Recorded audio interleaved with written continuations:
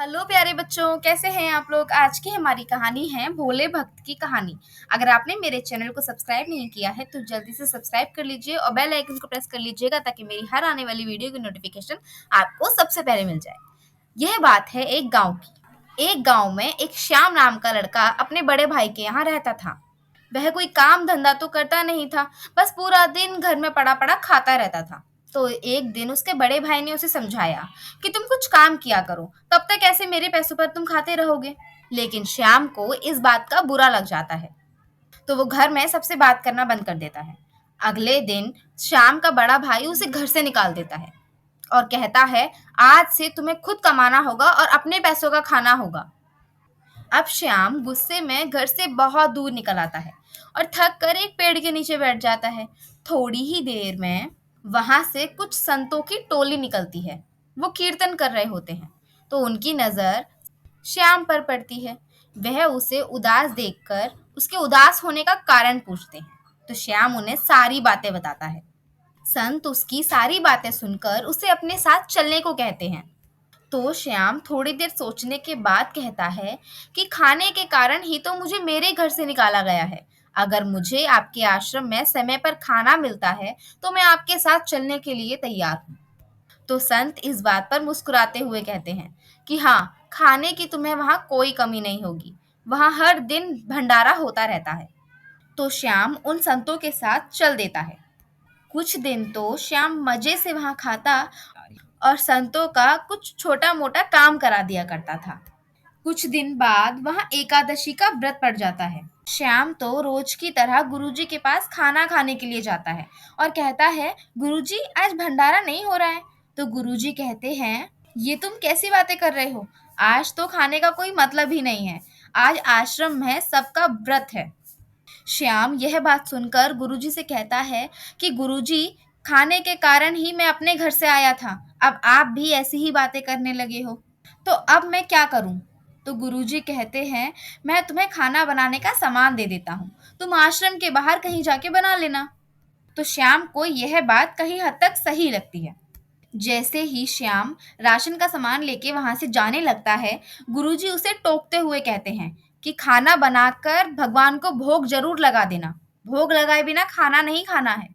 तो श्याम हाँ कर कर चला जाता है। अब वह आश्रम के बाहर एक पेड़ के नीचे आ जाता है और दो जनों का खाना बना लेता है, एक अपना और एक भगवान का, और खाना सामने रखकर भजन गाता है। फिर जब वह आंखें खोलता है तो उसे भगवान तो दिखाई देते नहीं हैं, तो वह उदास हो जाता है और सोचने लगता है कि गुरुजी ने भगवान को भोग लगाकर तब खाने को बोला था, अब भगवान तो आए नहीं हैं। तो वह फिर से आंखें बंद करके भजन गाता है और इस बार जब वह आंखें खोलता है तो उसे भगवान राम और माता सीता दिखाई देते हैं, लेकिन वह उनको देखकर भी चिंतित हो जाता है और सोचता है कि खाना तो मैंने दो ही लोगों का बनाया है और दो लोग तो यही आ गए। तो वह भगवान को खाना खिलाने लगता है। उनके जाने के बाद उसका उस खाने में पेट तो भरता नहीं है। तो अगली बार जब एकादशी आती है तो वो आश्रम जाता है और गुरुजी से कहता है, गुरुजी इस बार राशन थोड़ा ज्यादा देना, पिछली बार कम पड़ गया था। तो गुरुजी इस बार उसे पिछली बार से ज्यादा राशन दे देते हैं। लेकिन गुरुजी को उस पर शक होता है कि इतना खाना तो ये खा नहीं पाएगा, ये जरूर राशन बेचता होगा। आज मैं इसे रंगे हाथों पकड़ूंगा। अब गुरुजी उसके पीछे चल देते हैं और श्याम यहाँ सोचता है कि जब मेरा पेट ही नहीं भरता तो मैं खाना बनाऊं ही क्यों। तो वह सूखा आटा और कच्ची सब्जियां रखकर भजन गाने लगता है, लेकिन इस बार वो अपने भजन में सीता माता को भी शामिल कर लेता है। इस बार भगवान राम, सीता माता और हनुमान जी तीनों प्रकट हो जाते हैं और तीनों को देखकर वह कहता है, भगवान जी, पिछली बार मैंने आपको बुलाया था लेकिन आप अपने साथ इन माता जी को भी ले आए, तब मैंने आपको कुछ भी नहीं कहा, लेकिन इस बार तो आपने हद ही कर दी, आप अपने साथ इन बंदर को भी ले आए। तो राम जी मुस्कुराते हुए कहते हैं कि ये बंदर नहीं है, ये हनुमान जी हैं। लेकिन खाना इस बार दिखाई नहीं दे रहा, खाना कहाँ है।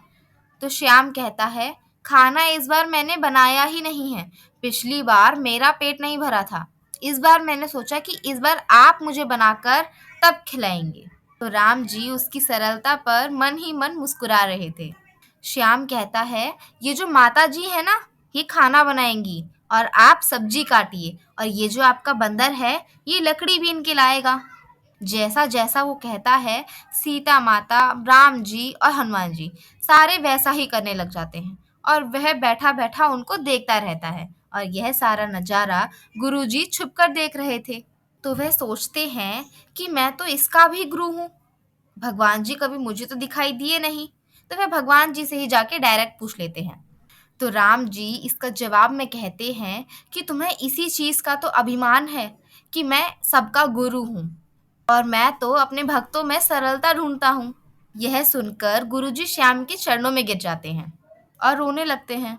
बच्चों, अगर आपको कहानी अच्छी लगी हो तो लाइक करें, शेयर करें और ढेर सारे कमेंट करें। तब तक के लिए राधे।